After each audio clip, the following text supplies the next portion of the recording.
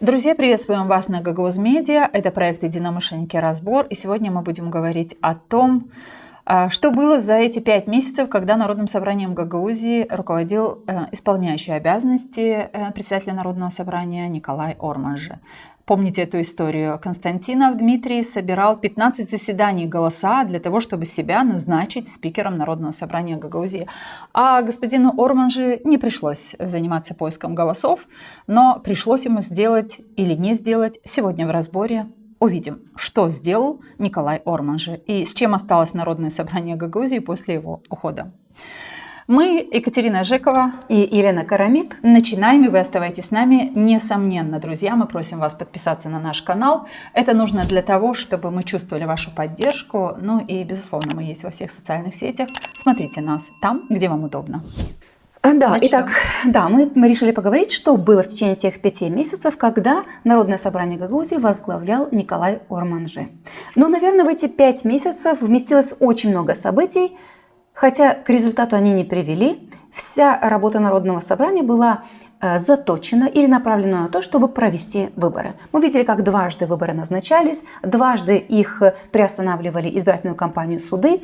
Затем мы пришли к компромиссному документу. После компромиссного документа настала отставка. Но надо сказать, что Николай Орманжи сыграл свою роль все-таки в поисках возможностей для компромисса с Кишиневым, потому что мы помним, как часто он говорил о том, что кого хотите, давайте восстанавливать рабочую группу. Интересно, у нас даже есть видео. Интересно, конечно, что они сами проголосовали в 2023 году, чтобы аннулировать работу этой рабочей группы, приостановить.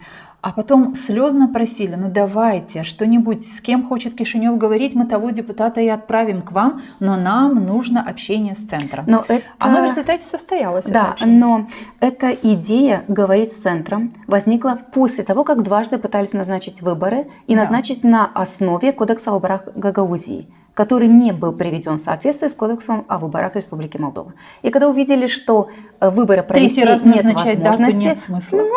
Тогда решили, что необходимо говорить с Кишиневым. Давайте мы посмотрим то видео, в котором 15 апреля 2026 года Николай Орманжи говорит о том, что нужно говорить с центром, а центр не хочет с нами общаться. Сейчас обвиняют Народное собрание, да, может быть, есть и наша вина, что мы должны были среагировать быстрее. Но мы сегодня оказались в этой ситуации. Мы сегодня ищем выходы с данного политического тупика. И если бы было бы желание центральных органов власти пойти к нам навстречу, можно было бы решить. А мы пытаемся, с нами не хотят разговаривать. У них есть своя стратегия, и они, скорее всего, внесут изменения в избирательный кодекс, и там совершенно другая формировка ЦИКа, и очень много изменений, которые пройдут, и мы много полномочий потеряем. Ну, наверное, первая мысль, которая у меня возникает, когда Николай Орманжи говорит о том, что да, может быть, есть и наша вина. Но Народное собрание Гагаузии должно признать, что их вина есть. Потому что в 2023 году именно Народное собрание Гагаузии приостановило деятельность Центральной избирательной комиссии, которая должна проводить выборы. Именно Народное собрание Гагаузии не провело выборы в срок, когда должны были провести 16 ноября. Именно Народное собрание Гагаузии не привело в порядок региональные документы, касающиеся выборов, и не привело их в соответствии с документами национальными. Но меня вот эта фраза, что если бы у центра было бы желание пойти нам навстречу, то они бы это сделали. Но вот смотрите, то есть Константинов ушел в декабре, а Орманжи возглавил НСГ с января. 15 апреля, то есть 3,5 месяца спустя, он уже понимает, что нам нужно общаться, давайте. В результате он говорит, если с нами не начнут общаться, то тогда центральные органы власти могут сделать что-то такое, что мы останемся без каких-то полномочий. Меня интересует, вот как вы думаете, почему постоянно есть какая-то страшилка, да? А что вы сделали для того, чтобы эта встреча и эта продуктивная работа над выхода из тупика состоялась? Но мне кажется, что здесь просто есть желание перекинуть ответственность на кого-то. И здесь мы видим, что ответственность перекидывается на центральные органы власти, что если мы выборы не проводим, то нашей вины в этом нет, мы хотим, мы делали определенные шаги, виноват только Кишинев, который блокирует проведение выборов в Народное собрание Гагаузии. Мы с вами говорили о видео от 15 апреля. Мы знаем, что случилось после 15 апреля, а случилось то, о чем мы тоже не раз в своих выпусках говорим, что уже к этому моменту рабочая группа таки состоялась, работа была проведена, и появился согласительный документ в качестве постановления, которое могло бы временно разрешить все-таки отрегулировать некоторые процессы для того, чтобы и Центральный избирательный совет, равно комиссия в Гагаузии была сформирована, и выборы были бы назначена дата, и проведены были бы выборы. Это всего с 15 апреля до 2 июня, когда должны были провести заседание, но документ, скорее всего, был готов и раньше. Ну, то есть получается, что до момента, когда могло бы быть принято это положение или это постановление, с 15 апреля до 2 июня. То есть 1,5 месяца, грубо говоря, да? За 1,5 месяца найден ключ, который можно было бы давно найти. Можем ли мы наличие этого документа приписать в заслугу Николая Орманжи, который точно так же, как все другие депутаты, большинство Константинова, наломали кучу дров тогда, когда с 2023 года не принимали соответствующие документы и привели Гагаузию к этому тупику. Можем ли мы сказать, что вот за эти 1,5 месяца все-таки Орманжи сделал очень многое и появился вот этот документ? Можем его роль в этом, конечно же, тоже есть. Во-первых, он должен же был понять, что по-другому выборы мы провести не сможем. То есть нужно идти законодательным путем, нужно проводить выборы легитимные для того, чтобы они были признаны. Я думаю, что определенный его вклад в то, чтобы эти выборы, он есть. Все-таки они собрались, они поехали. А говорит ли это о том, что тогда, когда не стало Константинова, только тогда появилась возможность у господина Орманжи по-другому смотреть на те проблемы, которые они же натворили в Гагаузии? Вначале он смотрел первые месяцы, он смотрел так же, как и при присутствии Константинова.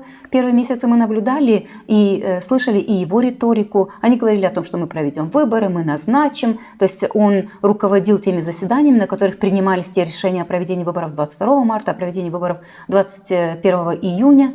То есть он шел тем же путем, которым шел и его предшественник. Но тогда же можно предположить, если господин Мустяци появился однажды в кабинете у спикера, и потом через какое-то время, спикер Константинов, имею в виду, да, делал какое-то заявление, помним, что он сказал, что Кишинев вообще не виноват, что мы за то, чтобы вместе с Кишиневым двигаться в одном направлении, у нас нет другой родины, кроме как Молдова, и нам нужно жить в одной стране, а потом через месяц вообще ушел и исчез из Гагаузии, то что же повлияло на господина Орманжа? Потому что Мустяци не приезжал вроде как к нему в кабинет. Да, мы не видели Мустяци, к нему в кабинет он не приезжал, но мы увидели вот эту трансформацию и не только в нем, но и в ряде других депутатов, например, в Александре Дюльгере, в отношении к происходящему со стороны Георгия Ильича II, заместителя спикера Народного собрания Гагаузии.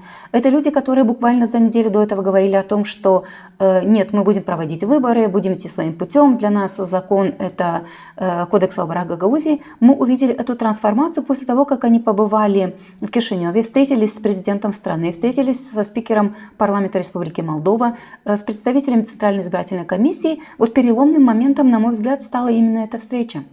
Вот мы не знаем, мы с вами делали несколько других выпусков, где мы с депутатами, которые в том числе с господином Кса, который участвовал в этой рабочей группе, мы пытались получить ответы на вопросы, что там было такое, что это повлияло на этих людей. И вы как-то в нашем общении сказали, может быть, всех депутатов надо было бы включить в состав этой рабочей группы, чтобы они все поработали и поняли бы, насколько важно, чтобы документ соответствовал нормам законодательства Республики Молдова, чтобы он учитывал какую-то специфическую возможность для сохранения каких-то статей этого закона, как требует эта гагаузская автономия и закон об особом правовом статусе.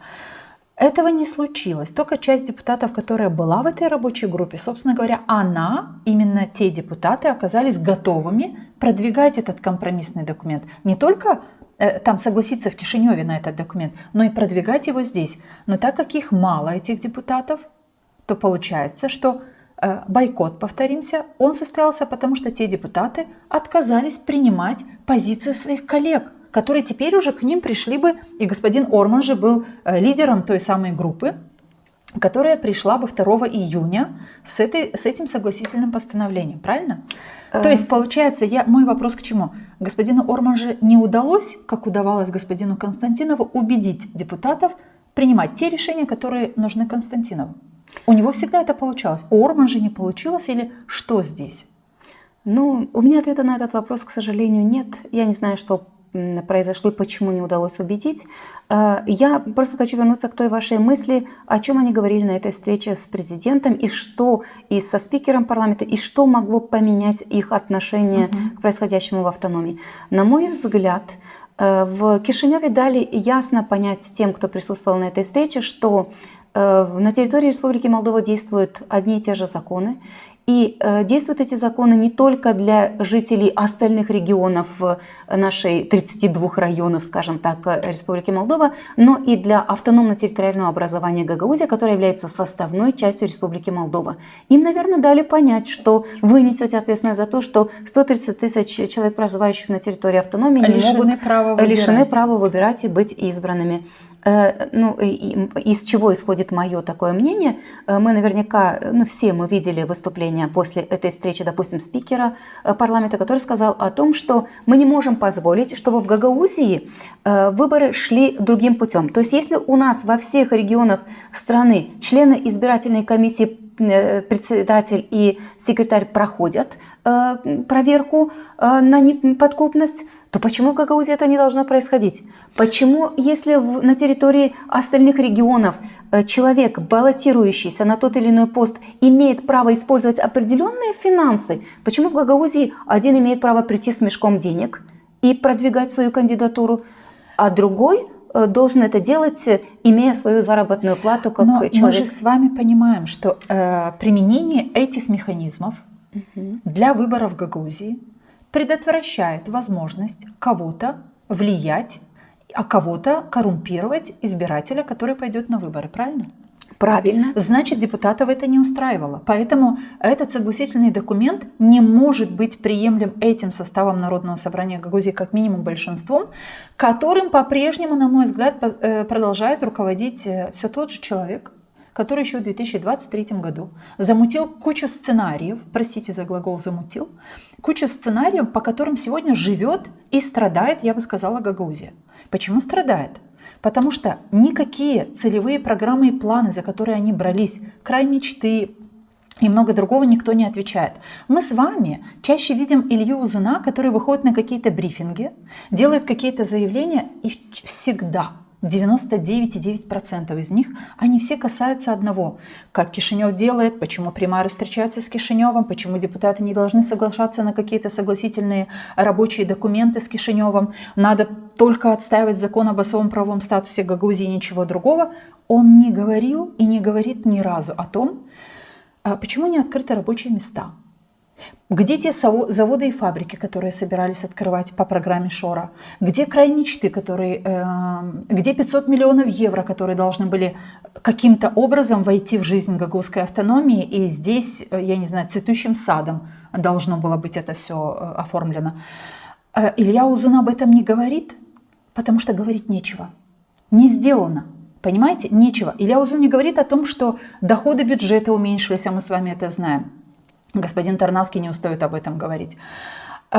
Чтобы об этом не говорить, надо говорить о том, как у нас много врагов. И как мы, то есть он, Илья Узун и его команда Шора, как они пытаются держаться за правильное направление в жизни гагаузской автономии. Но с вами нельзя не согласиться. И здесь используется один нарратив, который видно уже, что очень хорошо срабатывает здесь у нас в Гагаузии. Очень часто говорят о том, что у нас хотят отобрать полномочия. Но давайте подумаем вот над этой фразой. Два слова: отобрать полномочия. Полномочия, значит, это то, что у нас есть. А когда к этому слову добавляют отобрать, понятно, что каждый человек как воспринимает слово отобрать. Никто не хочет, чтобы у него что-то отобрали.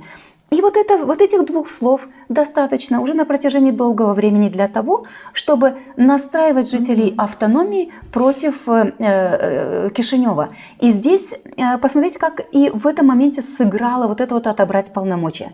Компромиссный вот этот документ, который был действительно результатом труда большого количества людей, сегодня представляется как инструмент, который может отобрать полномочия. 12 июня, но не аргументируя при этом. Да, 12 июня состоялись публичные слушания, где рассматривался этот документ. И вот Георгий Ильич, который участвовал в разработке этого документа, который является юристом, который хорошо знает законы, он неоднократно повторял, что этот документ, он ни в коем случае не лишает каких-то полномочий нашу автономию. Я даже хочу зачитать пару его слов. Он говорит о том, что постановление ничего не отменяет, никакие нормы не вносит, не изменяет. Это, в принципе, не может быть такого, потому что постановление не может изменять действующие нормативные законы, не может изменять избирательный кодекс, не может изменять закон об особом правовом статусе. Такой силы нет постановления, да, как у этого такового. постановления. Но силам, которые против того, чтобы между Камратом и Кишиневым восстановились такие дружественные и позитивные, эффективные отношения, кто не принимает этого, они хотят показать этот документ в другом свете. Они говорят, что он крадет полномочия. Я бы не стала, вот даже эту формулировку, которые не хотят, чтобы между центром и Камратом были какие-то добрые государственные отношения. Я бы не стала вообще это применять. Знаете почему? Потому что те силы, которые сегодня пытаются всячески противостоять принятию какого-то компромиссного документа, позволяющего выход из тупика и организацию выборов, это силы, которые внедряют совершенно другой сценарий. И он не приносит никаких плюсов ни жизни Гагаузии, ни тем более Молдовы. Это просто другой сценарий, который еще больше нас разобщает, который еще больше делает Гагаузию униженной и оскорбленной, я бы сказала. Она не только делает Гагаузию униженной и оскорбленной, она привела к тому, что экономически регион перестал развиваться. Так это и есть унижение жителей, которые проголосовали когда-то за тех депутатов, которые должны ответственно сегодня подойти к тому, что ваш мандат закончился и надо эти выборы организовать. Плюс ко всему, мы не можем быть регионом, и об этом, кстати, международные структуры. И, кстати, об этом говорит очень часто и представители Турции, самой дружественной Гагаузии страной, я бы сказала, да, когда они говорят, вы научитесь жить в ладу с Молдовой, внутри которой вы живете. И об этом говорил не только Эрдоган, и не только министр иностранных дел, а много других политиков, которые так или иначе высказывают какие-то свои соображения на предмет жизни гагаузов, гагаузской автономии в Молдове. То есть все дают нам рекомендации: научитесь жить со страной в ладу. И как сейчас, вот никогда Гагаузия так не слышала Турцию, как сейчас. То есть вот столько агрессии, сколько сейчас есть. И почему я свое мнение говорю, что я бы на эти сценарии смотрела бы как намеренно спланированные сценарии, которые противостоят принятию любых каких-то позитивных договорных отношений между Камратом и Кишиневым, а тем более проведению выборов. Ну да, это таки и есть. Приход нового созыва НСГ отправит этот исполком в отставку. А это значит, хребет шоровских сценариев будет, во всяком случае, надломлен. Надломлен, скажем так. А давайте мы сначала с вами послушаем посмотрим еще одно видео, послушаем, что говорит Николай Орманджи уже после 2 июня, когда вот то заседание, на котором этот документ, компромиссное постановление должно было быть принято, не состоялось принятие этого документа, и что происходит после. Я использовал все моменты, чтобы провести выборы, потому что у нас правовой кризис, и необходимо легализовать 8-й созыв для работы. Но у коллег, у некоторых, как они говорят, патриоты,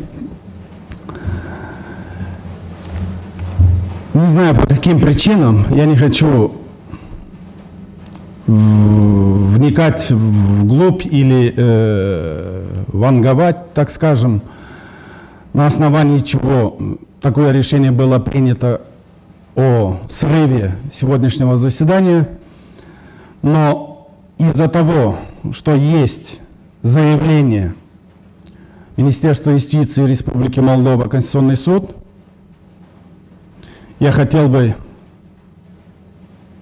сказать, что спасение наших полномочий было в этом постановлении, но не так, как говорят некоторые неправительственные организации, некоторые патриоты, что мы сдаем какие-то полномочия. Нет, наоборот, мы сохраняли. Но если будет какое-то решение Конституционного суда и внесут изменения в парламенте в избирательный кодекс Республики Молдова, вот я сейчас говорю свое мнение, что нас ждет.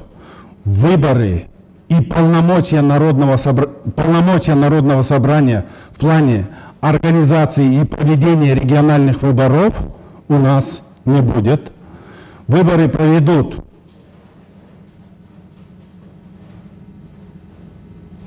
ЦИК Республики Молдова.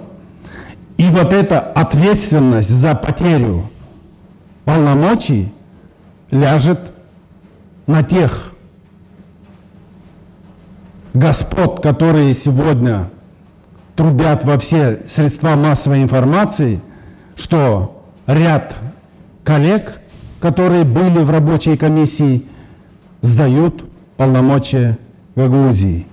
Вот через 3 месяца, запомните их хорошо, вы узнаете, кто сдает полномочия Гагаузии. Мое внимание привлекла фраза, что спасение наших полномочий было в этом постановлении. И с этим нельзя не согласиться. Да, Потому что именно это постановление могло разблокировать ту ситуацию с выборами, которая возникла и никак не может найти свое решение. И мне кажется, Урман же очень правильно нашел это слово, что в этом было спасение гагузской автономии для преодоления этого кризиса. Но этого не случилось, то есть депутаты не обратили внимания должным образом, не обратили внимания и не учли, самое главное, они не учли, что вслед за принятием этого постановления вы не только избирательную кампанию возобновляете, скажем, да, даете старт этим выборам, вы еще возобновляете отношения между центром и Комратом, чего не было с 2023 года. Это очень много. Вы обращаете внимание международных структур на Гагаузию, они уже тоже начнут сюда приезжать. А это означает, что Гагаузия восстановилась бы хотя бы на том уровне, на котором она находилась к 2023 году. Проигнорирована, к сожалению. Ну да. И я не знаю, что думаете вы, но на мой взгляд уже возвращение и рассмотрение именно этой версии постановления уже не будет. Я вот так на думаю. данный момент, когда есть еще постановление, предлагаемое господином Гайдарши, Да. наверное, не будут, потому что, как мне кажется, поэтому и усилилась вот эта поддержка постановления, которое предложил Гайдарши. Еще и теперь мы с вами выяснили, но не только мы, но все это поняли, да, что это постановление, возможно, написано вообще не здесь, потому что слово «губернатор» там не оказалось. Иван Бургуджи не мог никак использовать слово «губернатор». А если он использовал это слово, то мы задаемся вопросом. Человек, который ратует за закон об особом правовом статусе Гагаузии, говорит о том, что каждая буква, каждая запятая в нем имеет значение, как он мог допустить и не использовать... знает, как называется глава Гагаузии согласно законов уложения и закона об особом правовом статусе Гагаузии. Да, удивительно. Но есть еще один момент, который, как мне кажется, очень важно. Господин Урман же вот в этом видео, которое мы только что посмотрели, он говорит о том, что потом патриоты, так называемые в кавычках, посмотрим, как они потом будут отвечать за то, что в результате в Гагаузии произошло. То есть, как мне кажется, на этом брифинге он осмелился, видно было его волнение, переживание за конкретное постановление, он осмелился назвать патриотами в кавычках тех, с которыми он еще вчера голосовал. Они были в одном большинстве. Да, и он говорит о том, что если и потеряет в дальнейшем Гагаузия какие-то полномочия, то именно на них, на таких людей, которые были против этого постановления, ляжет вся ответственность за потерю тех или иных полномочий. На Илью Узуна, который постоянно оказывал давление на примаров, не езжайте кстати, в Кишинев. какие были отношения между Ильей Узуном и Урман же, даже в последнее время, да, в связи с появлением они вот были этой рабочей группы? неплохие до.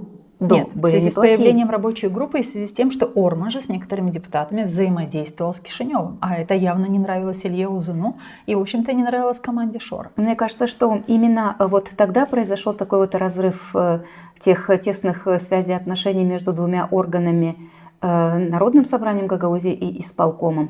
есть Разлом такой вот в отношениях. На данный момент сейчас получается, что одна часть депутатов все-таки согласилась и убедила себя в первую очередь пойти на этот компромисс и найти его с Кишиневым. Вторая часть, то есть это активная часть шоровская, какая только тут есть, хотя в лицах, давайте признаем, что их осталось очень мало.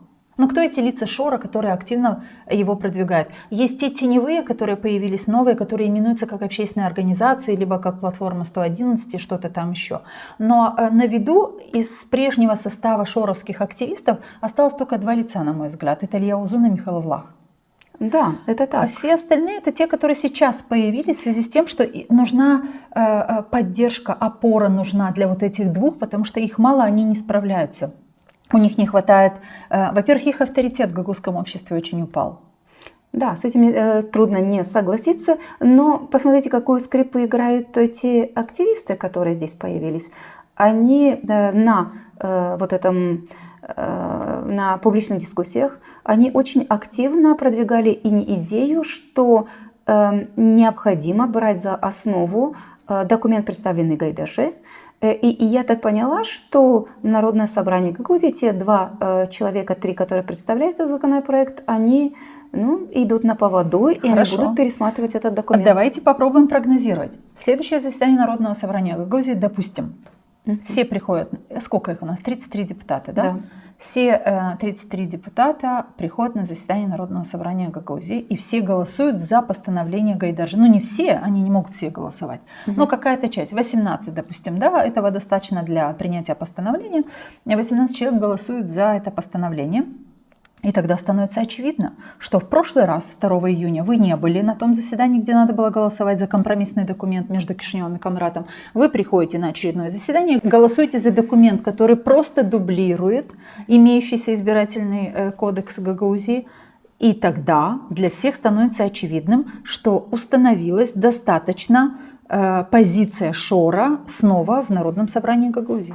Но здесь есть два момента, на которые нужно обратить внимание. Первый момент, наверное, если будут рассматривать новый документ, он тоже должен пройти все вот эти вот структуры. Даст? Первое. Второе, если этот документ все-таки будет принят, то это возврат к тупику. Потому что вновь госканцелярия опротестует все те решения, которые будут связаны с проведением выборов и будут основываться на этот документ, который дублирует, как сказал сам Гайдарши, кодекс о выборах Гагаузии. Тогда в итоге получается, Гагаузия снова у разбитого корыта.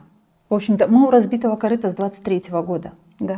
И много времени спустя, даже с 1 января по сегодняшний день, какие только были найдены, хоть какие-то маленькие, недостаточно крепкие, но компромиссные решения, они тоже не используются, они не продвигаются, они не голосуются, не применяются, а значит, мы у разбитого корыта. Вот ситуацию у разбитого корыта кто сегодня обеспечил гагаузской автономией? Легко вычислить тех людей и назвать даже их фамилии. Это Илья Узун, это Михаил Влах. Это те активисты, которые сегодня выступают против этого документа, вот этого компромиссного документа, над разработкой которого работали, повторюсь еще раз, депутаты Народного собрания Гагаузии, депутаты парламента Республики Молдова, в том числе Александр Стояногла, представитель гагаузов в парламенте страны, работали представители Центральной избирательной комиссии и, что самое важное, за этим всем наблюдали международные миссии, представители ОБСЕ. И сегодня никто не может сказать, так как говорил, допустим, Николай Орманжи 15 апреля, что Кишинев не пошел нам навстречу. У меня возникает сейчас вопрос. Если Гагаузия, руководство Гагаузии было не рукопожатно с 2023 года по сегодняшний, то не рукопожатной становится теперь вся Гагаузия. Потому что, если у людей отобрали возможность избирать, и не назначаются выборы, не избирается другой состав, не с кем вообще говорить. С этими никто говорить не собирается.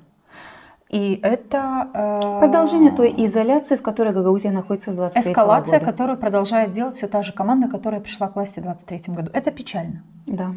Но с такими выводами мы можем завершить этот наш разбор, потому что других, к сожалению, поводов размышлять по-другому у меня нет.